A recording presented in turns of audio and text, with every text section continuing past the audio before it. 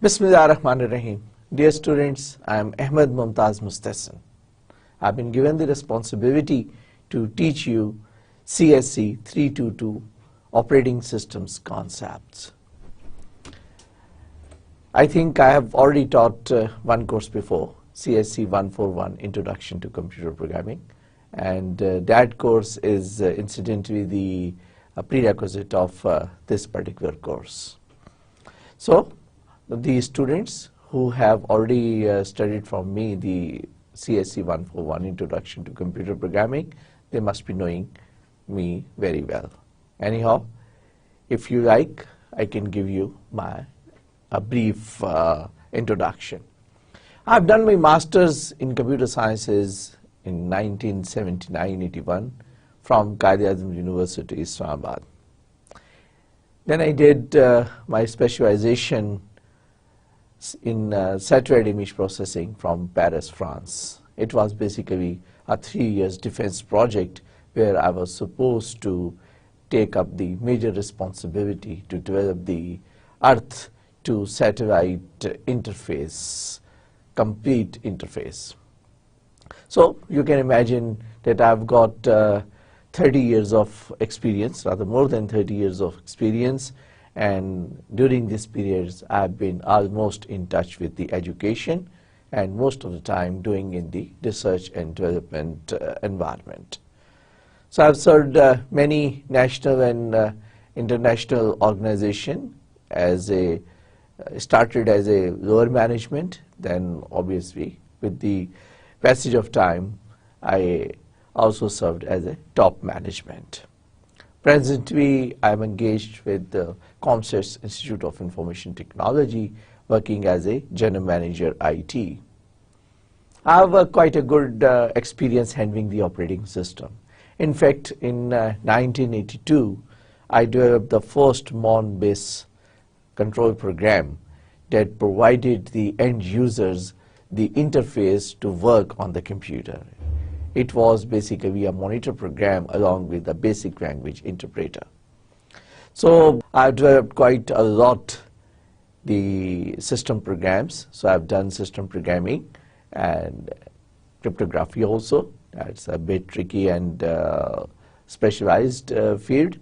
In most of the time I've been developing in the assembly language. Fortran language and C language is also one of my favorites, and I've done a lot of development in C and Fortran as well. So I have also contributed a lot of projects of our national interest, mostly in the area of defense. So with this, I think let us introduce the course which I'm supposed to teach you. It is CSC 322 Operating Systems Concept. It's a 3-credit course. So 3-credit means by this time you must be knowing what is a 3-credit. So the 3-credit means 3 hours teaching per week. So you are supposed to listen to me, my lectures, at least 3 hours per week. And then you expect that when you are listening the couple of lectures per week, you need to spend quite a lot of time going through the material that I will provide you, or I will refer it to you. Objective of this course is basically this is the most fundamental course of the computer sciences, where we introduce the fundamental concepts of operating system. Different models of operating system will be introduced. The reference and examples that I'll be quoting most of the time is from Unix, few examples from Windows, and also I have worked on virtual memory system, VMS operating system, so I might find it more convenient to give you the examples from the VMS. And then there is a traditional operating system which is called Multics operating system. So we'll be talking about the Multics also. There is a very latest concept in the modern operating system, and that concept is the abstractions. What does it mean? The abstraction. Abstraction means to provide you a mathematical model, to provide you some logical model, to provide you something which is not real, but in order to explain something, we take up the help with the help of mathematics, or with the help of certain logic, or with the help of certain basic instructions.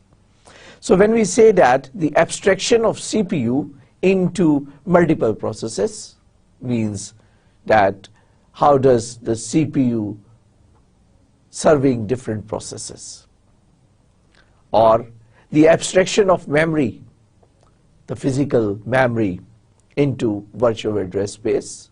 If we explain that in terms of the abstraction, so the student would be able to understand it better. Another good example is the abstraction of disk into the files, because the user deals in files, whereas the disk provide you the storage onto the file. But the student, the users, the faculty, anyone who is using the disk is looking into the disk as if he or she is handling a file. So basically the abstraction of the disk in the form of the file. So lot of concepts are within this particular abstractions. So the students will be familiarized with the different operating system structure models. There are 2-3 basic structure models, and then there are certain hybrid models, which are the combinations of these models. The basic responsibility of the operating system is to provide certain facilities, certain functionalities. And these functionalities, if we split it up into form of the modules, then we can say that there could be certain modules, for example, process management, memory management, device management, or I/O management, file management. All such type of modules will be discussed. We'll also talk about the protection and the security mechanism that is embedded into the operating system. How does the operating system extend or abstract the protection and provide you the security of your data, the security of all type of services which are provided to the users, by providing the security of the data and the information that has been shared and provided onto the computer for processing it. We will take up a few case studies, maybe at the end, and in this case studies I will pick up a few operating systems, Linux or Unix, Windows, or maybe any embedded system, or any mobile operating system. We'll take it up and cover it up as a form of case studies. So I'm skipping here the course outline, because I will provide the detailed course outline in the form of the lecture breakup at the portal. So I invite you to please visit the portal, visit the course portal, and find out all the details that I have provided over there. Quickly, the book, the textbook that I strongly recommend is the Modern Operating System, 3rd edition, by Andrew S. Tannenbaum, one of my favorite author. And I've been teaching this operating system for around almost 28 years. But for the last 10 years, I picked up this author, and I liked the way the author explains the complexities of the operating system with a very simple and day-to-day examples. The 3rd edition mostly available, but if you don't find the 3rd edition, yet the 2nd edition also covers the most of the course that I'm supposed to cover up in this particular program. The major difference between the 2nd edition and the 3rd edition is the latest concept of abstraction. Whatever the explanation the author has provided in the 2nd edition has re-explained it in the form of abstraction. So he found the abstraction, another way of explaining the same fundamentals, the same concepts that we taught and we have been teaching for the last 10 years. But this time we will explain it by taking a slight latest concept, which is the abstraction. Few more books that you may find. Once again, another book by Tenenbaum and his companion Woodhall, and that is the Operating System Design and Implementation. Then our well-known author Detail, and we have already used the Detail book in our Introduction to Computer Programming course also, but this time it's an Introduction to Operating System. It's a more application-oriented, example-oriented, where the examples from the Unix, OS/2, MS-DOS, and Windows or the virtual machine have been provided. So I'll pick up few examples from that particular book in order to explain some concepts as and when required and wherever are required. Also, another reference, I would like to thank the author Tenenbaum and its publisher Printers Hall, from where I have picked up the lecture material. Not 100%, but I have picked up the lecture material, gone through it, and then I decided to update it according to my own satisfaction, and certainly I have added lot more information onto these lecture slides. But the basic material I have picked up from the official website of our textbook and the publisher from the Printers Hall. I'll give you the URL also, and that URL is provided on my course portal. We have intention to cover this course in 32 lectures. That is almost the standard. Minimum 4 quizzes, all carrying equal marks. 4 assignments, again all carrying equal marks. 2 midterm examination. Rather, there are 2 examinations. One is the midterm and one is the terminal. But let us see. We might go for sessional 1 and then the sessional 2 and then the terminal examination, or we'll see that whether we will conduct 1 midterm examination. I'll update you later on through the course portal or maybe in my subsequent lectures. So I will also like you to have some practical exercises of this operating system. So I'll be explaining you how can you have certain practical exercises on the operating system, and if time permits, then I might also be giving you some demonstration, some practical demonstration of the operating system. So with this, let us start formally the first lecture on operating system. So as I already thanked the publisher and the author, so we'll start this introduction to operating system, and that is the first chapter of Modern Operating System, 3rd edition. Dear students, the basic question, what is an operating system? I think we will keep on defining and keep on improving our definition throughout this course.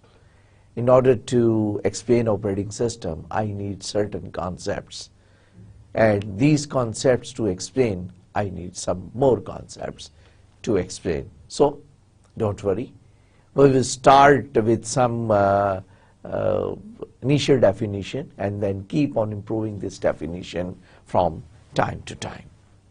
Basically, the computer system comprises a lot of devices.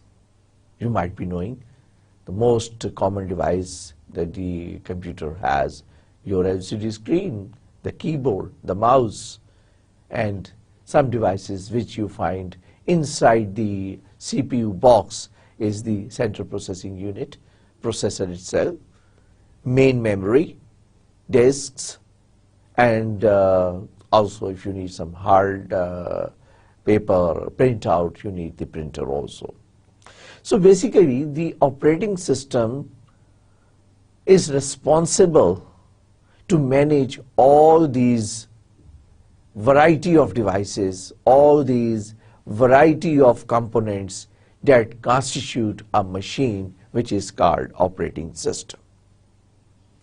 When the operating system manage or operating system facilitate the end user in managing or handling these devices, then the operating system basically is composed of set of instructions by itself, which is a software. So operating system is nothing but a software that takes up the challenging job of handling the variety of components of the operating system. How it does that? First of all, the operating system by itself is considered as a layer. Layer of what? Layer of software. So operating system is a software that is organized in the form of layers. I have already said in the beginning a term abstraction. So basically it provides user programs, in fact the users, with better, simpler, cleaner model of the computer and handle all the complexities, handle and manage all the complexities of these components or these resources. What does it mean? It means that the operating system directly handles the components, directly handles the devices in the form of the instructions, communicate with these devices, and hide these complexities of handling these devices in itself and present a very simple picture to the user, to the end users. And what are the end users? End users could be the user programs, application programs, or interactive users. As I said in the beginning, we need to define what are the application programs and what are the interactive users, but in the beginning we can say that the user programs are facilitated by another program which is called the operating system. So the operating system facilitates the users by facilitating their programs. The interface that the operating system provides to the user is either a shell, means a command-based. Command-based means you are supposed to type and remember the command with all its qualifiers and all its minute details. So once you type in these commands basically are converted into the form of certain instructions of the operating systems, and then these instructions take you towards the devices and facilitate you. So basically these commands are provided to the end user through a shell. So we have got multiple shells available. It's just a concept where you type in your command. But we have seen the kids, a 3-year kid, a 2.5 years kid, sitting on the computer playing games. How is possible? Because another interface which is called graphical user interface. You may pronounce it as GUI, G-U-I, graphical user interface. It's the simplest interface that could be presented to the end user. And this interface doesn't require that the end user should remember any command. The end user can simply pick up any graphical pictorial icon, a picture, simply double click that mouse. The command is embedded with that particular icon or with that pictorial, and once this icon is double clicked, the command is automatically activated and the operating system service started to provide the service to the end user. So if you want to play a game, simply find out on the screen in a graphical user interface its icon, and it's self-explanatory most of the time. You just need to identify that this is your desired icon. Take the mouse to that particular icon, double click that, and your game is loaded and executed. So simple. So we have got different types of graphical user interfaces. Why? Because for every operating system, you have got one graphical user interface. Although the Windows, which is the product of Microsoft, try to keep the same or the similar interface for all different variety of operating systems introduced and provided by the Microsoft. But yet there are few differences. Then we have a Linux, free BSD. It is also some sort of Unix, and Unix is also an operating system, as I said in the beginning, and we'll be referring most of the time the Unix commands also. VMS is a virtual memory system, operating system. System 5 again based upon, inspired from Unix and Linux. Solaris is mostly Unix-like operating system, and it's copyrighted by the organization who call it as a Solaris. So basically these are the different examples of the operating system. So how do we organize? How do the system is organized? We can assume that hardware is the bottom. Hardware is at the lowest level of the computer system. And this lowest level, we said, that comprises all the devices. Or if you just want, you can just extend these devices into the form of the components. You can say the chips, and then few wires. And basically these wires constitute a device which is called a bus, because these wires or these ribbon wires or these channels basically takes the data from one component to another component, from one device to another device, and I will explain it to this later on. Then the software is further split up into the layer. So we split up software in two modes. One is called a kernel mode, which is a privileged mode, which is a protected mode. In this mode, a complete access of every instruction available on the computer system, every instruction of the instruction set of that particular architect of the machine is available to the operating system, and operating system can execute any instruction that is the part of the instruction set.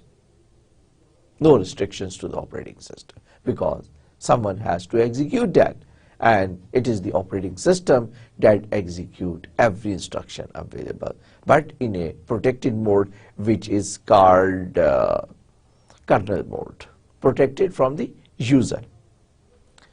So where does the user program execute? Certainly the user programs are executed in the user mode, and this user mode has lot of restrictions. Means this user mode is not allowed to interfere with the kernel mode instructions. What does it mean? It means that only subset of instructions are available to the user in this particular mode. Especially the instructions that communicate with devices, I/O devices, or instructions that are for the memory protection, for example, are forbidden for execution by the users. So we provide a user a restricted instruction set, or the instruction set which are very safe, so that the user may not harm the machine or may not interfere with the data of another user on that particular machine. So all these concepts I will keep on explaining from time to time. By the way, please remember that the first few lectures or the first chapter is an introduction to the operating system. So I might be touching certain concepts and might not be explaining it in detail, because in the subsequent lectures we will pick up one by one each concept and go into the detail of that particular concept. So while I'll be introducing the operating system, so I'll be covering up memory, I/O devices, CPU, file systems, security system, system calls, all those technicalities and the functionalities of the operating system will be introduced. But later on we will pick up in the subsequent chapters one by one the more detailed version of each and every concept. So please don't worry if you do not understand all the technicalities in the first chapter in general and in today's lecture in particular. So whatever I have explained it to you, you can see that on the bottom we assume all the hardware in the form of devices or in the form of components.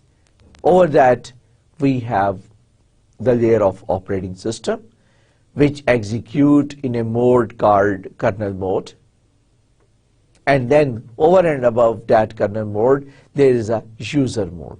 So there are basically the four layers which are being introduced here. The bottom layer is the hardware.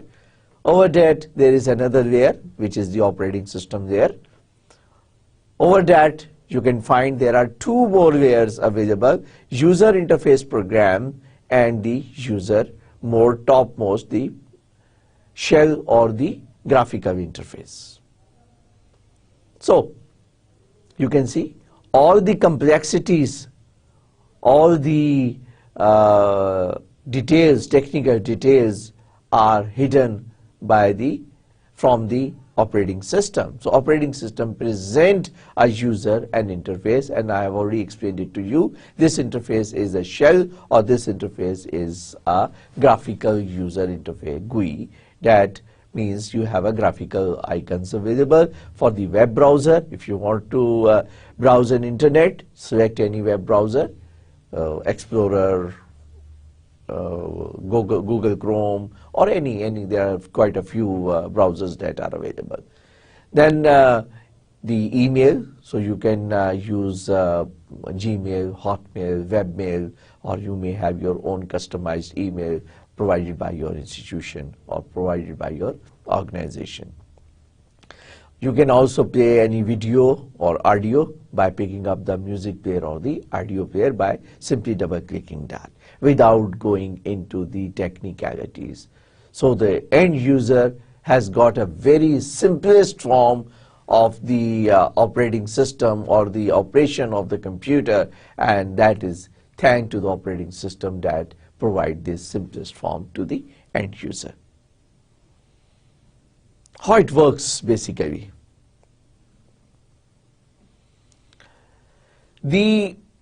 As I have already said that the operating system basically is a layer. Similarly, we have got the user program that is over and above, and the usage of the computer is through instructing the computer in the form of software.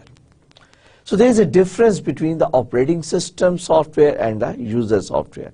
We go back to the previous slide and we see that there is a difference between the operating system software and user program software. Operating system user program software execute in the protected mode, which is a kernel mode, and the other one is the user software layer, which is basically the user programs that execute over and above this one. So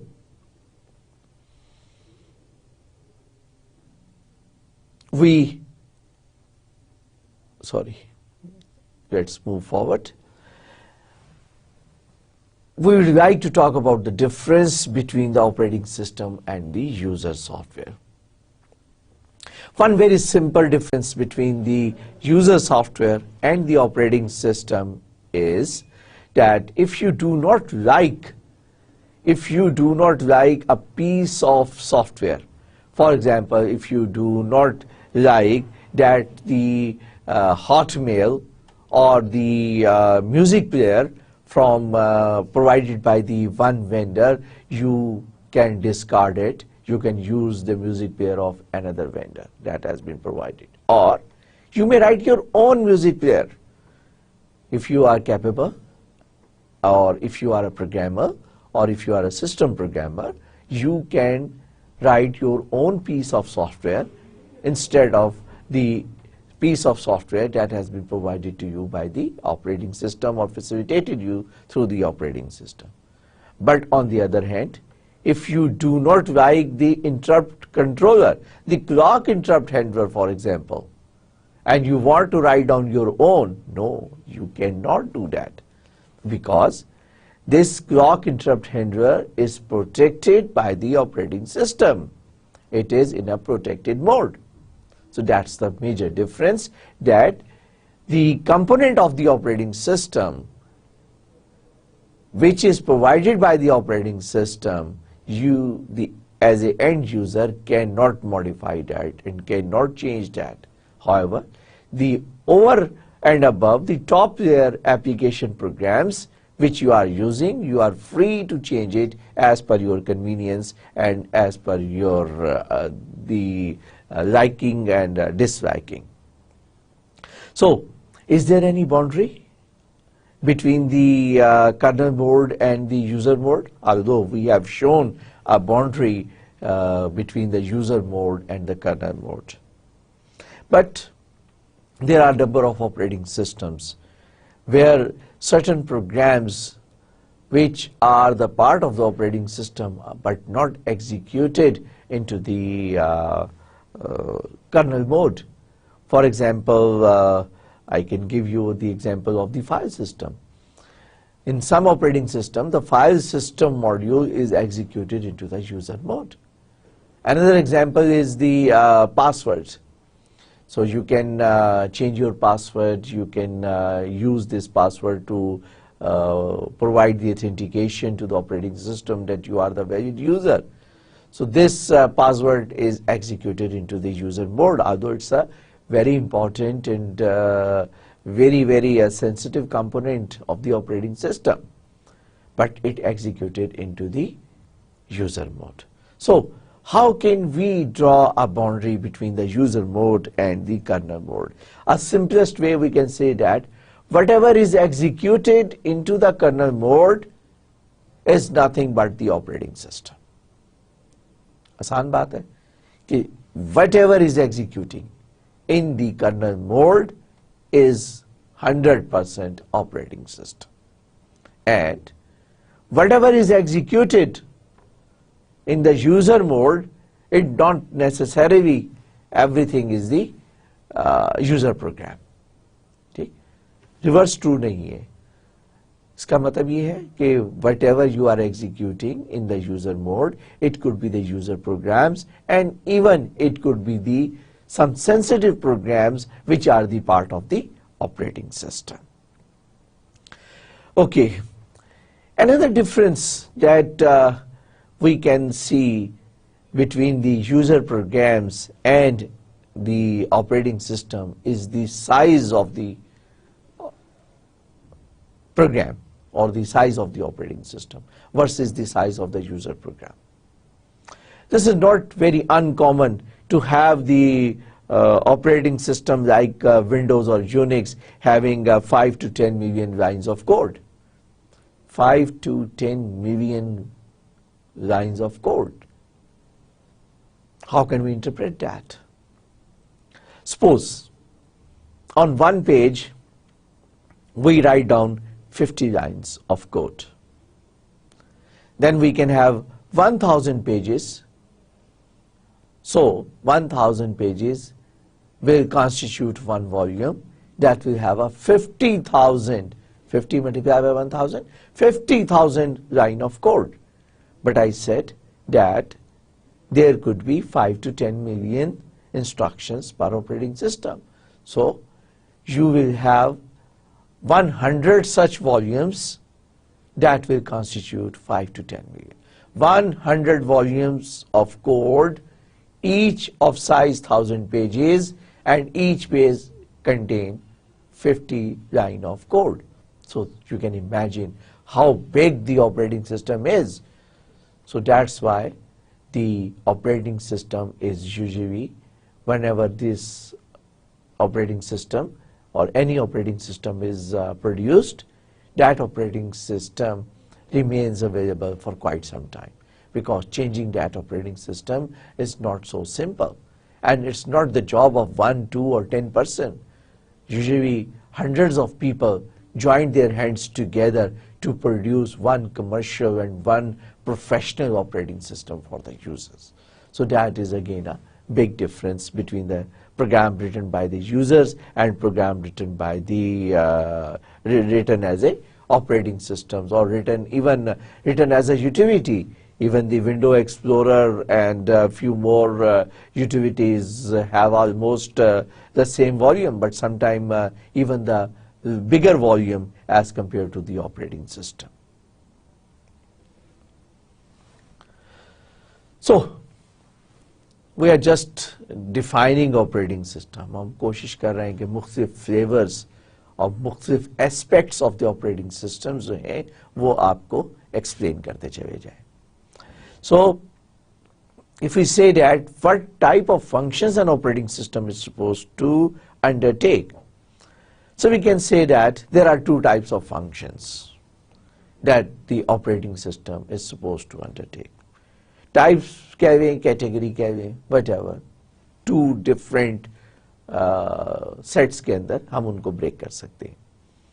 One is called abstraction, means providing application programs or application programmer a clean abstract of resources instead of complex hardware.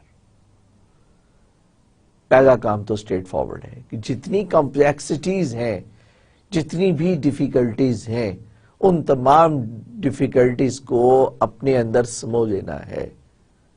Okay, उन तमाम complexities को खुद handle करना है और user को एक बड़ी सिंपलेस्ट रोजी पिक्चर पेश करनी है, so that a kid of 3 years should also be able to use that machine.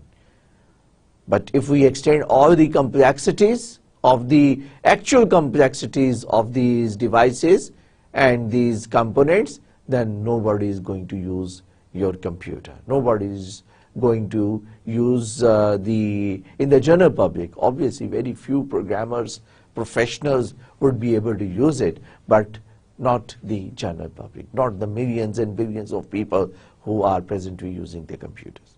So this is the first functionality of the operating system, to hide all the complexities in it and present the simplest form of interface to the end user. Number 2, manage the resources. अब कौन से resources? Obviously, it is hiding those resources from the end user, means the devices, means the CPU, memory, disk, all types of I/O devices. So basically the system is supposed to manage these resources also. How it does that? You can see that once again on the bottom of the hardware, bottom of this model is the hardware, and handling this hardware is very ugly.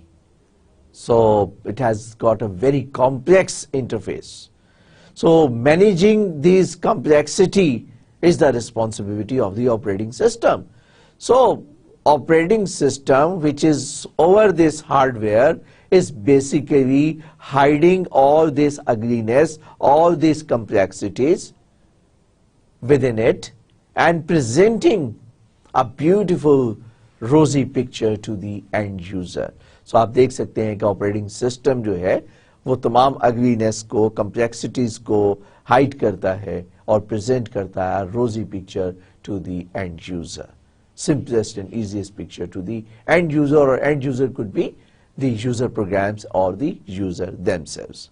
So this abstraction is done by defining and implementing the abstraction. First of all, operating system define the abstraction. Okay, मैंने ये करना है मैंने इस interface को ऐसे present करना है. This is called the defining the abstraction.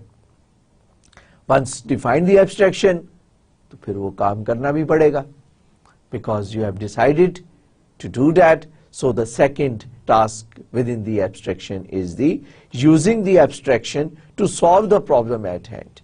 Means कि आपने कहा कि एक complexity जो है, जो ugliness है, उसकी operating system की, let me see whether if I can see, explain it to you. The top of the hardware means you can find some ugly pictures. So operating system decided that I'm not going to give this ugly picture to the end user. Although it's very ugly to handle this hard disk, but I'll present my hard disk to the end user as a file. It's not the responsibility of the operating system to go to the end user to go and handle the complexities of hard disk. The user should simply say that save this file onto the hard disk, and the system should be able to save that. But who is going to handle the complexity? That complexity is handled by the operating system. So, in the abstraction, whatever I have explained it to you, operating system hides the hardware and present the program with a nice, clean, elegant and consistent abstraction to work on it. अब समझ में आया मतलब abstraction का, कि तमाम complexities को hide करके एक रोजी पिक्चर प्रेजेंट करनी है to the end user. So the operating system turn the ugly interface into a beautiful interface. And these interfaces are already available. The examples are Windows. I think every one of you have seen that, might have seen that and should have seen that. Windows GUI, command line, both running on the Windows operating system and providing this such abstraction. The same abstraction is also available in Unix or in Linux, or Linux में इसको कहते हैं GNOME or KDE. These are the graphical interface available on the Linux. So this is different from the Windows, but it sees a very different interface than a Linux user working on it. Text oriented. If you are the X-Windows user, or if you are the shell user, then you are supposed to learn all the commands, and then you need to type each and every command with all required technicalities and detail. So maybe I will demonstrate it to you somewhere if I just could arrange some demonstration for you. So one of the tasks that the operating system is providing is the abstraction. So we say that the operating system as an extended machine. Why it's an extended machine? Because operating system has extended the lower end of the hardware to the top end, extended it to certain height by hiding the complexity, and extended it for the user the simplest interface. तो हम इसको कहते हैं operating system as an extended machine. So you remember this was the major role, the first role we talked about that the operating system is supposed to undertake. So the operating system as an extended machine and the operating system as a resource manager. ये दो functionalities हमने operating system के बारे में बात की थी. So we have already seen the operating system as an extended machine, and what does it mean? Let's talk about the operating system as a resource manager. Oh, I've got still few examples regarding the operating system as an extended machine. So before take up the second explanation, as a resource manager, let us talk about with the help of an example, what does extended machine means. The architecture of the computer system, which is usually the instruction set, memory organization, I/O, bus structure, of most of these computers is difficult to program at machine language level. Especially handling the I/O devices is very complex and very tricky. So I can give you an example that suppose you want to carry out a read and write command to a floppy disk. We have taken the example of the floppy disk because floppy disk later on extended, वही concept जो floppy disk था, disk का जो concept था, was extended to the hard disk. We can say that the floppy disk has just one plate with two surfaces, and hard disk we have usually got multiple plates and multiple surfaces, more complex than the floppy disk. But in order to explain the concept, it's a good way to pick up the example of floppy. If we are required to carry out a read and or write operation at the floppy disk level, we need to pack 13 parameters into the 9 bytes. 9 bytes का मतलब, if there are 8 bits, so there are 72 bits, and within these 72 bits you are supposed to pack these 13 parameters. These 13 parameters means you want to read, you want to write, what is the address of the buffer, where you want to read in, what is the address of that particular floppy, from where you are supposed to read that particular data, what is the inter-sector gap, what is the packing density, and what are the other details of that particular mechanical device. That you need to provide all such details. And after completing this read-write operation, the system, the device returns 7 bytes. But these 7 bytes hide itself hides in itself 23 status and error fields. क्या मतलब? 23 status and error fields are packed into the 7 bytes and returned back. So obviously the user need to interpret those 7 bytes. And in 7 bytes try to find out what are the status. What is the condition, whether it was successful or not. If successful, where the data is. If not successful, what was the reason, and a lot more. In addition to these parameters, the operating system also required to take up the decision. Decisions of what? Decision whether the floppy should be keep on rotating. The motor that rotates the floppy, RPM, how many RPMs. So obviously a floppy has got certain RPM. So you have to take the decision, means the operating system has to take a very tricky decision. If the floppy disk is not rotating, it's silent, okay, then in order to read the data, first of all you need to energize that motor. It will rotate that, and once that number of RPMs are achieved, then the head will move to the desired location and we read the data. So that will take a lot of time because it's an electromechanical device. So the quick way of resolving, saving the time is you keep the floppy rotating all the time. Can we do that? No, we cannot do that. It will tear out the surface of the floppy disk. When the motor will heat it out by itself, and also of the rotation of the floppy at a constant speed for a longer period of time. Obviously, it's a very fragile material, and that fragile material, if you keep on rotating this, it will tear out by itself. So the floppy disk will tear out if you just keep on rotating the floppy disk throughout the operation of the computer. So you need to shut down that motor. You need to switch off that particular motor. So it's a tricky decision that the operating system needs to take, whether the floppy should be kept rotating or whether it should be motor should be switched off. So what abstraction the operating system is providing to the end user?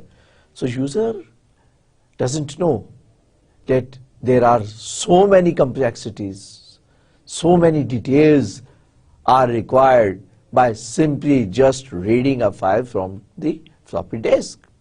So the abstraction for the user is that a simple file has been stored onto the floppy disk. You go open up the folder in GUI, you simply click that. It will start rotating by itself, provide you the folder. You click that particular folder of the floppy disk. It gives you certain folders and certain information, certain files. And you pick up the file, double click that, and it will open up the file and provide you onto the screen. But mind it, for carrying out one single operation, how much complexity that the operating system is supposed to undertake.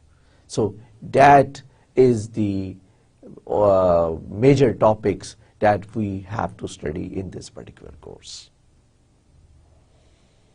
The next functionality of the operating system is operating system as a resource manager. The abstraction is a top-down approach. User को क्या नजर आ रहा है?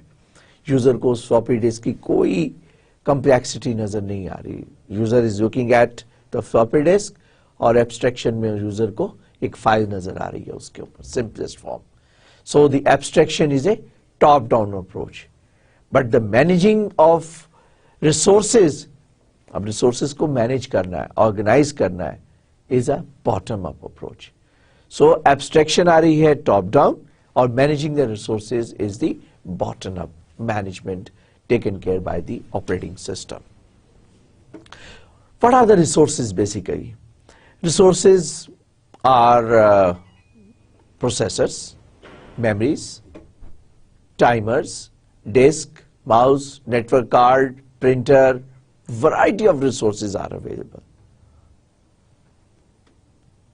All modern operating systems to provide and controlled allocation of these resources to multiple programs which are running at the same time.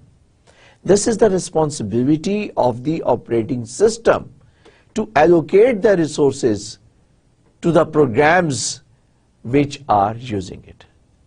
So let's take a very interesting example. Suppose 5 to 10 users are using one computer at one time, or you can say that 5 to 10 programs are being executed onto the one particular computer simultaneously.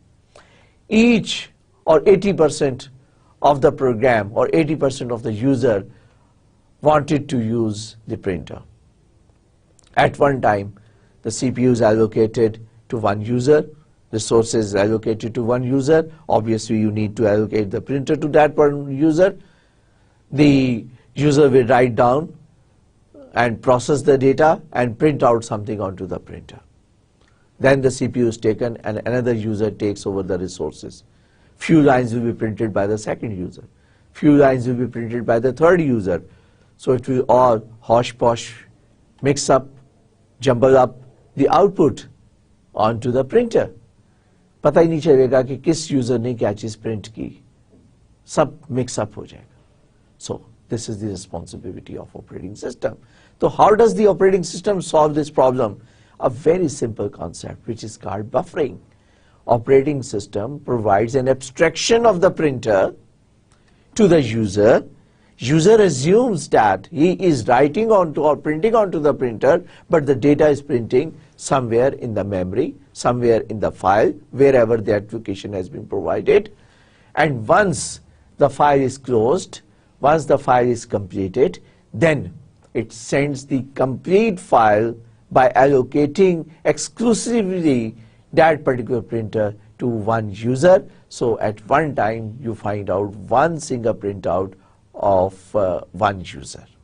So that hosh-posh or mixing up is not there. But for the end user, someone has done this job. Someone has managed the resource of the printer for 6 to or 5 to 10 users. And this task has been undertaken by the operating system. So the second concept, that operating system as a resource manager, I hope you have understood that. I have already explained this.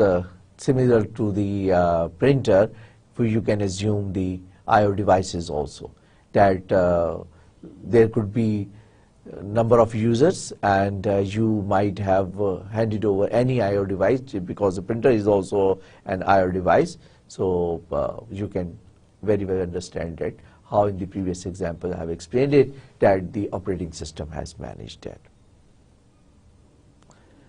So we can say that the primary task of operating system is to keep track of programs and users using resources.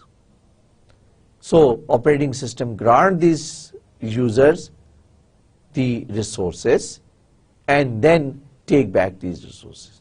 These users might have some conflicting requirement, some conflicting request, and then the operating system is required to undertake that responsibility, that these conflicting requirements should be managed such that one user should not interfere with the data of another user, or information from the one user should not be passed on to the other user. So this is because the resource means device, and the data is also a resource, information is also a resource. Sometimes users are sharing the information, so you have to be very careful that how this information should be shared among the user. I'll explain it later on, maybe in the next few lectures, with the example how critical it is to share the information between multiple users. So we have seen that the operating system manage the resources. Operating system manage the resources once again in two different ways. We call it as multiplexing. Multiplexing means distributing the information to the distributing these resources to the multiple users. So the resource management is done with the help of multiplexing, means sharing of resources among different users. So two ways. Number one is time multiplexing. In the time multiplexing, the resource is exclusively handed over to the end user. For example, the CPU. CPU at one time is handed over to one particular user. When the time slot is finished, the CPU is taken back and handed over to another user. So who goes next and how long is the task of the operating system. अगली बारी किसकी है, अब किसको CPU allocate करना है और कितनी देर के लिए allocate करना है. और CPU की allocation जो है वो टाइम मल्टीप्लेक्सिंग है, और टाइम मल्टीप्लेक्सिंग में मैंने आपको बताया टाइम दिया जाता है, टाइम स्लॉट एलोकेट की जाती है, और मैंने आपको बताया कि ये एक एक्सक्लूसिव एलोकेशन है. एक्सक्लूसिव का मतलब है कि कोई और उसको शेयर नहीं कर रहा. Whole resource has been allocated to one user. और इसकी एक्सक्लूसिव एलोकेशन की एग्जांपल मैंने आपको प्रिंटर की भी दी थी, जहां पे एक्सक्लूसिवली एक यूजर को दे दिया गया था printer, and the job was printed onto the printer, and then the printer was exclusively allocated to another user. अगर एक प्रिंटर को एक वक्त में दो यूजर्स को एलोकेट कर देंगे और दोनों यूजर्स साइमल्टेनियसली प्रिंट करेंगे, तो मैं ऑलरेडी एक्सप्लेन कर चुका हूं कि उन दोनों की आउटपुट जो है वो मिक्सअप हो जाएगी. सो कुछ डिवाइसेस का मिजाज ऐसा है, उनकी कैरेक्टरिस्टिक्स ऐसी है कि आपको उसको एक्सक्लूसिवली ही एलोकेट करना होता है, can not be shared. But there are certain devices which can be shared also. For example, the devices having the space. So, if the space is being shared, this is called the space multiplexing. This is not exclusive allocation. At this time, you allocate one certain location to one particular program or one particular user, and one chunk of space you allocate to second user. But for allocating the space or sharing the space among multiple users simultaneously, you need to have some protection mechanism. You need to protect the information of one user from the other, and that is usually provided in the hardware. So main memory of the computer, you can simultaneously put in quite a few programs at one time into the memory. Maybe 10 programs or maybe thousands of programs, depending upon the operating system, depending upon the computer. But we can say that the multiple programs can simultaneously be present into the memory of the computers. Or we can say one program can split up into multiple tasks also. I will explain it this later on. So the main memory among several programs, more programs in the memory, similarly the hard disk, multiple users sharing the same hard disk. So there should be some mechanism on the hard disk as well, so that the one user should not interact or should not unintentionally or intentionally pick up the information or the data present for another user on the same hard disk. This resource management should be done with some principles. कुछ असूल तय करने चाहिए कि resources जो हैं उनको कैसे allocate करना है among the users. सबसे पहली बात तो fairness. There should be a fairness among all the users. Okay? If all the users are of same category, if they do not have any priority among themselves, then you need to allocate the resources with all fairness. ऐसा ना हो कि एक programme तो सारे का सारा CPU consume कर जाए और दूसरा यूजर जो है वो बैठा रहे और उसकी बारी जो है वो बहुत देर में आए. This is unfair. So you have to have certain principle so that each and everyone should get the resource whenever it is required and should not be kept waiting for a long time. Second one, we have already talked about it, the security. Users should not interfere with each other and the data of each other. So you have to keep their privacy of their data and the security of their data and information. Then, as a computer system, if you do the fairness, if you do the security, if you just allocate these resources, then your objective should be to optimally utilize the resources. ऐसा ना हो कि एक resource तो बहुत ज़्यादा use हो रहा है, प्रिंटर तो दबा प्रिंटिंग किए जा रहा है, but the CPU is being wasted. तो you need to mix up different programs. आप इस किस्म के दो प्रोग्राम्स को मिक्स अप करें कि one program is CPU bound जो मैक्सिमम CPU को यूज कर रहा है, and one program is IO bound और using the input output devices, so that के IO डिवाइसेस भी यूटिलाइज हो जाएं और CPU भी यूटिलाइज हो जाए properly. So with this we have completed the basic functionalities and the introduction. I will now just quickly go through the history of the operating system. I will advise you to please read it out, but certainly it's a very interesting history, so I would like to spend some time explaining the history of the computers also. The first digital computer was thought of, we say that was designed, but it was just basically thought of by an English mathematician called Charles Babbage way back in 1792 to 1871. This was the era, the time period of the date of birth of the Charles Babbage, 1792, and he died on 1871. He, in his life, tried to build up an analytical machine, and that analytical machine was basically the idea that has given birth to the computers. उसकी जो analytical machine थी, उसमें वो तमाम features देखना चाहता था जो कि बाद के आने वाले computers में मौजूद है. But the problem was that he was not successful just because he tried to build up that particular machine with the help of mechanics. It was mechanical engineering which he selected to produce the analytical engine. So obviously it was never there, or he was not successful क्योंकि mechanics में इतनी power नहीं थी, इतनी flexibility नहीं थी, इतनी support नहीं थी कि वो अपना analytical engine बना सकता.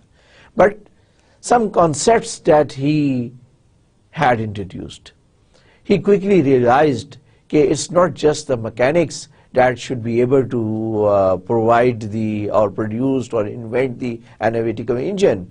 He thought that there should be some instructions also. कुछ इंस्ट्रक्शंस भी होनी चाहिए जिनकी मदद से इस मशीन को एग्जीक्यूट किया जाए. So that was a wonderful idea, and that instruction, or the set of instruction, nowadays we call it as a software. So not only he thought about it, but he hired a young lady, incidentally the daughter of the very renowned poet Lord Byron, who was also a British poet, and his daughter was Ada Lovelace. She was hired and she was asked to produce those instructions. She attempted that, and she was not although successful for the analytical engine, but subsequently when the computers were launched, she was the first lady who produced the computer language, and that language was renowned on her name called Ada. Ada Lovelace के नाम से उसको Ada का नाम दिया गया. So if we broadly split up, कोई hard and fast rule नहीं है, for our convenience we have split up the generations of the computer in 4 categories. 1945 to 1955, it was the electronic era, where we used to have the vacuum tubes. Then came the transistors, so that have a huge impact, and we produced the computer with the help of transistors. Lot of development was there. So in 1955 to 1965 is the era where the transistors and the batch systems were introduced. Then 1965 to 1980, ICs were invented, multi-programming was introduced, and from 1980 till present, such a rapid change that we put up everything in one basket, and we call it as the 4th generation or the latest generation of the computer system. हो सकता है future में हम इस era को भी किसी जगह पर split up करें, लेकिन हम 1980 onward को, जब से ये पर्सनल कंप्यूटर्स आए हैं, हम इसको एक ही कैटेगरी में फिट इन कर रहे हैं. मे बी आज के दौर में we have invented palm top tablets or mobile phones. We may call it as the 5th generation, but up till now we call it as the part of the 4th generation. So let's take all these generation one by one. The first generation was vacuum tube. Obviously it's the from mechanical to shift to the electrical and electronics. So a professor John built first functional digital computer at Iowa State University, USA. So it used 300 vacuum tubes. In the same time, few other professors produced the computers using relays. It's an again electrical device at Berlin, Germany. In 1945, the group at Lec1, England, they produced Colossus. That was the start of the era. And at the same time, the Mark I was also built at Harvard University.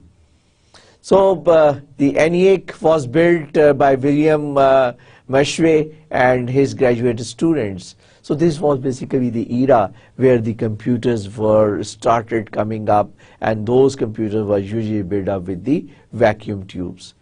What type of computers were those, and what were the features of those computers? Obviously, it was a huge machine comprising few 100,000 vacuum, 100,000 to 200,000 vacuum tubes, and basically वही invent कर रहे थे, वही उसको operate कर रहे थे, वही डिजाइनर थे, वही प्रोग्रामर थे, वही ऑपरेटर्स थे. So there was just one single group who was doing that, and the computers were programmed with the help of electrical circuits, और उस electrical circuits को हम कहते हैं plug boards. So the people first build up their instructions on the plug boards, then they request the computer systems, that the whole computer system should be allocated to them. Then they insert their plug board in with the computers and pray that during the execution of their circuits कोई ऐसा ना हो कि 20,000 vacuum tube में से कोई tube burn out हो जाए और फिर उनको दोबारा जीरो से स्टार्ट करना पड़े. In early 1950s, the punch cards were introduced. Punch cards आ गए and it was possible. अब punch card जो थे were used to instruct the computers. आप अपनी instructions को punch card के ऊपर punch कर सकते थे. So basically they replaced the plug boards and it was the stable you can say technology than the plug boards, and the people had started using the computers. And the computer soon became the reliable machines, and they were manufactured and sold. But obviously they were very, very expensive, and so when I say that they were sold, तो इसका मतलब है कि एक separation आ गई. मैंने आपसे कहा था स्टार्ट में डिज़ाइनर भी वही थे, मैन्युफैक्चरर भी वही थे, यूज़र भी वही थे और उसके इन्वेंशन भी वही कर रहे थे. But later on when the computer started selling out, तो मैन्युफैक्चरर सेपरेट हो गए, designer and manufacturer were separate, and there were the organisation who has the facility or who purchased those computer has this hired the services of the operators, programmers and the maintenance team that could operate, maintain those computers. So these computers were called the mainframe computers, which were operated by the professional operator, not by the ordinary users. And only big companies and organizations were able to afford that because it costed very high. Multi-million US dollars were spent on purchasing one single machine, computer. So how the job was run on the computer, very interestingly, as I said, that the punch cards were there. So the user write the programs on paper and punch it onto the punch cards and then submit these cards into the computer room. I started my career in 79, 80, and at Qaid-e-Azam University, we used to have these punch machines. So we use the punch machines, write the programs in Fortran language on the paper, then put the paper side of the punch machine and start typing each and every instruction, one instruction per one punch card, and then we had the set of few punch cards and looking into the computer room to Zahur Badsha, our operator, and request him that please execute our job at the earliest. So basically the punch cards were submitted into the computer rooms where the professional operator take that card and load it into the computer and execute that. If the Fortran compiler is needed, so Zahur Saab used to walk to the cabinet, वहाँ cabinet खोलते थे, find out करते थे कि कोबाल का compiler है, ये Fortran का कंपाइलर है, ये PL1 का कंपाइलर है, which compiler is required. उस कंपाइलर को used to take out on a spool of tape and loaded it onto the computer, and then this compiler is provided to the user. So all manual, but obviously onto the computer. So the much computer time was wasted while Zahur Saab was walking around in the computer center, and we were as a student waiting outside and praying that our job will run in the first go. No syntax error, no semantic errors are there. Then came the improvement into the system, and by the way, the computer that were provided that were processing the programs were 7094 machines, which the operator used to handle that. But there came the machine which was 1401. This machine used to read the computer programs into the tape. Now, instead of picking up all those decks, the punch card decks, instead of putting them all by the card reader, all those are placed into, although placed into the card reader, but they are read and placed it onto the tape. क्या करते थे कि वो सारे students के और पूरे group के जो पंच कार्ड्स थे जिसमें उनके प्रोग्राम्स होते थे उसको रीड आउट करते थे और उसको रीड आउट करते थे एक सेपरेट कंप्यूटर के ऊपर and produce the tape type मचाने के लिए. फिर carry that particular tape onto the main computer 7094 and loaded that particular tape where the data one by one is read and processed by the machine and the output is once again saved onto the tape so that कि उसको printer और card पंच जो कि बहुत slow devices थी उसको हर programme को handle करने के लिए मेन कंप्यूटर को एंगेज ना करना पड़े.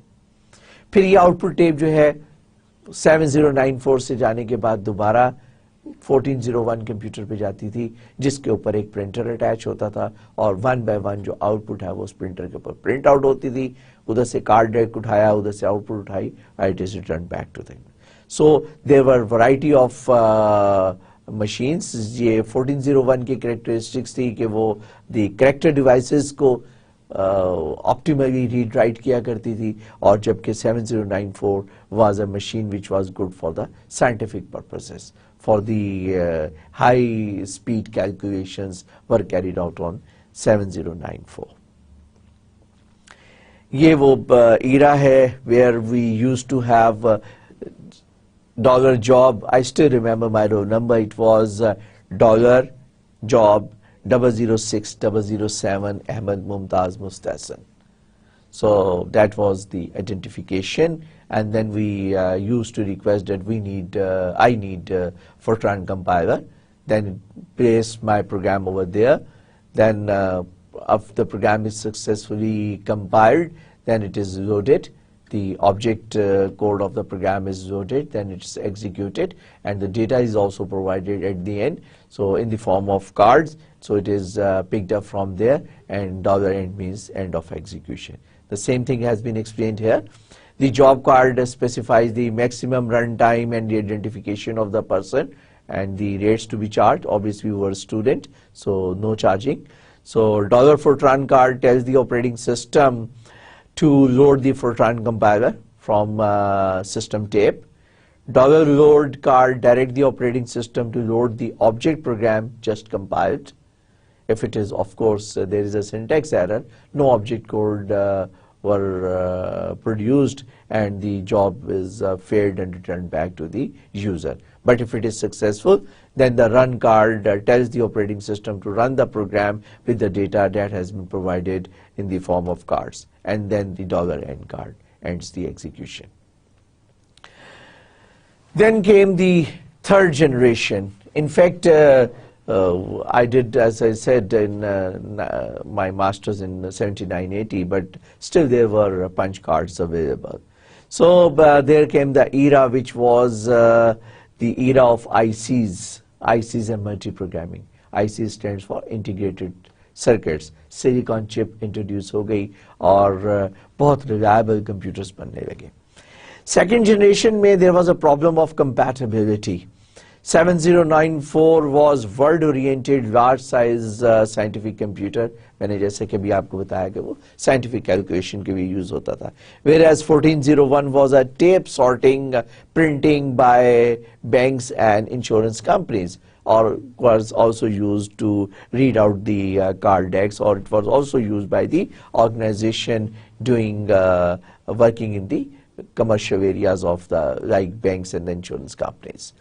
So IBM introduced IBM 360, a series of software compatible machines which were compatible on with both 1401 के साथ भी compatible था, and the machine were also compatible with 7094. So the 360 was the first major computer line to the users. Small scale integrated circuits providing a major price performance advantage over the second generation machines. So बहुत सारी organization जो है, they have started procuring the machine. So all machine, there was series of IBM 360 machines, and all these machines have the same architecture and instruction set. What does it mean? It means that the program compiled on one machine could be able to execute onto the other machine as well, because uska architect same tha, uska instruction set same tha. So 360 was designed to handle both scientific and commercial computing. So it was too much. They offered that they will provide the compatibility and they will provide all sorts of services, whether it's a scientific application or whether it's a commercial application. So IBM came up with the subsequent machines also, 360 के बाद 370, 4300 and 3080 and 3090. By the way, I just recalled the model of the computer we used to have at the at Qaid-e-Azam University. It was IBM 360 G44. IBM 360 G44 machine was there in Qaid-e-Azam University in 1979-80. So the descendant of these machines are still available. आज के दौर में भी जब ये दोबारा से revive हुआ है, the internet आया है, तो World Wide Web में being a server, they can provide or they can handle thousands of requests per second, which of course a PC or personal computer cannot do that, because that is not the mainframe machine. So that mainframe machine have got another use very recently and very latest. So the greatest strength was one simple architecture for variety, and that greatest strength of the computer was basically the greatest weakness also, because IBM tried to provide the compatibility for everything. They tried to provide the compatibility means they put indirectly a lot of pressure onto the operating systems. Means the operating systems are now required to undertake a variety of application. The result was enormous and extraordinary complex operating system. Probably 2 to 3 times of the magnitude of larger than FMS. FMS was a very popular operating system, but just because of this compatibility issue, उसका operating system का size बढ़ता चला गया, and it was difficult to handle at one stage. So each new release fixed some problems, resolved some problems, and introduced some new problems. So end of the day, number of problems उतनी ही रहती थी. जितनी problem solve करते थे उतनी ही introduce हो जाती थी, directly or indirectly. So that it was a big headache for the IBM. But the good thing was that this era introduced a concept which is called multi-programming.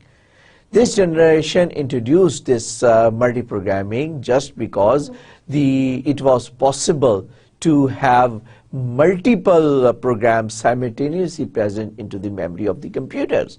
So you can put in 3, 4, 5, 10 jobs simultaneously in the memory of the computer, and it was only possible because there was a invention in the hardware, and there was a protection hardware was available. Protection का मतलब कि एक job जो है that could be protected from the second job, and the second job be protected from the third job. So just because of this protection hardware, it was possible to load multiple jobs simultaneously into the memory of the computer. So when we load multiple jobs simultaneously present in the memory of the computer, and if one of the job is blocked because it is waiting for the I/O, the CPU could be handed over to the second job. उसका फायदा क्या होता कि CPU की utilization बेहतर होने लगी. Second job stuck up हो गई with some I/O or with some something, the CPU was handed over to the third one. The CPU was handed over to the fourth one. अब ये handing over कैसे हो रही है और ये सारा कुछ है, we talk about it in later, लेकिन एट दिस स्टेज आप सिर्फ ये समझें कि मल्टीपल यूजर्स और मल्टीपल टास्क जो थे were available in the memory और सीपीयू बड़ी तेजी से वन आफ्टर द अदर उन टास्क को एलोकेट किया जाता था और every user had got a sufficient opportunity and time to catch hold of the CPU and execute the job. This simultaneous loading of the job introduced a concept which was called spooling. The ability of the system to read the job from cards to the disk simultaneously. जो start में मैंने आपको बताया था कि आपको punch cards पे कि आप साथ इनपुट दिया करते थे और फिर बाद में ये पंच कार्ड्स जो हैं वो आपके रिप्लेस हो गए और फिर आपका इंटरैक्टिव यूजर्स आ गए. और एक फायदा ये हुआ कि अब मल्टीपल टास्क जो है ना वो साइमल्टेनियसली कहाँ से मिलेंगे. ऑब्वियसली मल्टीपल टास्क साइमल्टेनियसली लेने के लिए we had to had a device which is called a disk. So disk के अंदर ये कैपेबिलिटी थी कि आप उसके अंदर मल्टीपल जॉब्स को लोड कर देते थे और फिर इन जॉब्स को आप main memory of the computer के अंदर ले जाते थे. So the ability of the system to read the job from card to the disk even if you are using the cards, अगर आप कार्ड से भी यूज कर रहे हैं तो उससे पहले डिस्क में चला गया और फिर डिस्क के साथ आप उसको मेमोरी के अंदर ले गए. So the simultaneous peripheral operation online is called the spooling. The concept of multi programming के अंदर स्पूलिंग की मदद से हम कामयाब हुए. And I explain it. I understand it's a bit tricky and but I will come back to this later on. Then there was another concept which is called time sharing.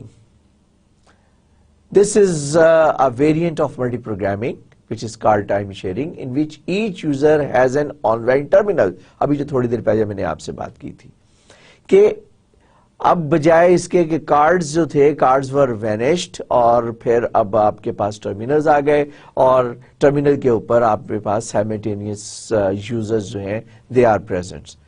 Hundreds of users could simultaneously be able to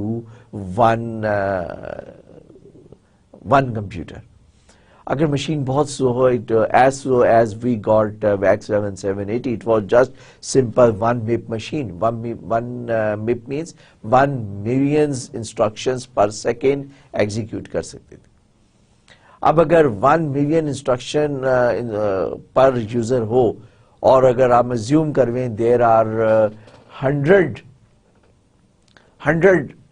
simultaneous users available हैं और 100 users का मतलब है कि each user can execute 10,000 instructions.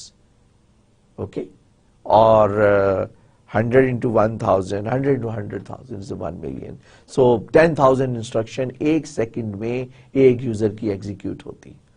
So basically even if the CPU के time को भी हम कंसिडर करेंगे, एक यूजर से लेके दूसरे को दे रहे हैं, दूसरे से लेके तीसरे को दे रहे हैं, there was a bit wastage.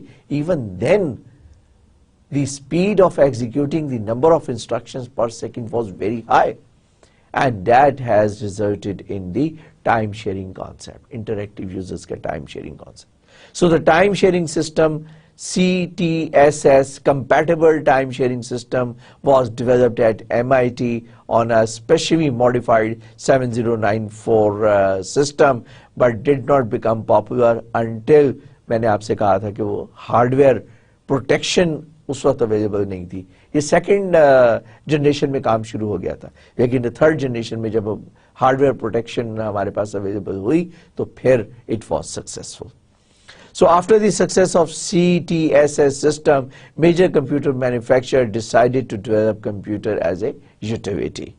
For example, Boston में decide किया कि one computer for everyone in Boston जो है वो हम provide करेंगे और उसके भी एक operating system होगा जिसको हम Multex का नाम देंगे. So Multex had a mixed success. There were many reasons कि वो मल्टेक्स सक्सेस नहीं हुआ. उसकी वजह ये थी कि ओवर एम्बिशियस था और it was developed in PL1. PL1 बहुत जल्दी ऑब्सोलीट हो गया. It was not successful. The size of the Multics was very large और ऑब्वियसली इसकी वजह से उसकी प्राइस बहुत ज्यादा थी. the major reason of the failure of the Multics was basically its price. So Multics introduced many ideas. ये सारी चीजें डेवलप होती रही और हर एक जो भी इन्वेंटर आता रहा, जो भी ग्रुप आता रहा, वो नए नए आइडियाज प्रेजेंट करता रहा. सो मल्टेक्स में भी बहुत सारे आइडियाज आए और Multics introduce many ideas into the computer literature despite of the lack of commercial success. So the Multics had a huge influence of the subsequently produced operating system. बाद के आने वाले ऑपरेटिंग सिस्टम में बहुत सारे मल्टेक्स के कॉन्सेप्ट थे जो कि यूज किए गए थे. So the concepts of computer utility had fizzled out but came back very recently. जब हमारा इंटरनेट आया तो उसके अंदर ये बहुत सारे concepts वापस आ गए. So before I just conclude that, I would like to also touch upon the Unix and Linux. Ken Thompson, one of the professor, got hold of one PDP-7 mini computer, unutilized पड़ा हुआ था, and he decided कि जनाब वो मल्टेक्स का single user version produce करते हैं उसके ऊपर. तो he decided to produce a single user version और later on वो उसकी जो attempt थी that had resulted in a very famous and popular operating system of nowadays, which is called Unix, which has a slightly variant version or slightly different flavor in the form of System 5, in the form of Berkeley software distribution, in the form of Linux or Solaris. So basically that was an attempt that was made by the Ken Thompson और उनका एक शागिर्द था, I don't remember his name, Richie. I don't remember the whole name, but he was Richie. So Thompson and Richie produced Unix operating system, and not only this Unix operating system, पहला version they produced it in assembly language, and later on they produced another language जिसको उन्होंने नाम दिया B language का, and produced the Unix version on that. Then they finally, it was highly popular among different organizations, so decided to build up a commercial Unix operating system. So they decided to improve the B language, and then they produced the higher version of B language and named it as a C language. So उन्होंने ना सिर्फ ये कि Unix produce किया, but they also produced a very popular language of nowadays, which is the C language. और C language के अंदर Unix को produce किया गया. फिर Unix के different flavors आने लगे, those were incompatible. Then the IEEE decided that there should be certain standard, and IEEE introduced a standard which is called POSIX. And whatever operating system has followed this POSIX had resulted in an operating system that has a compatibility. Basically क्या किया कि POSIX ने एक system call को standardise कर दिया. जब system call को स्टैंडर्डाइज कर दिया POSIX ने, तो जो लिनक्स है और यूनिक्स है उनकी आपस में कंपैटिबिलिटी आ गई.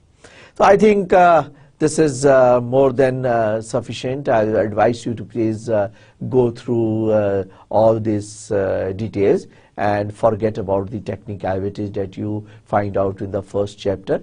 As I have already promised, that will go one by one in detail in the subsequent chapters.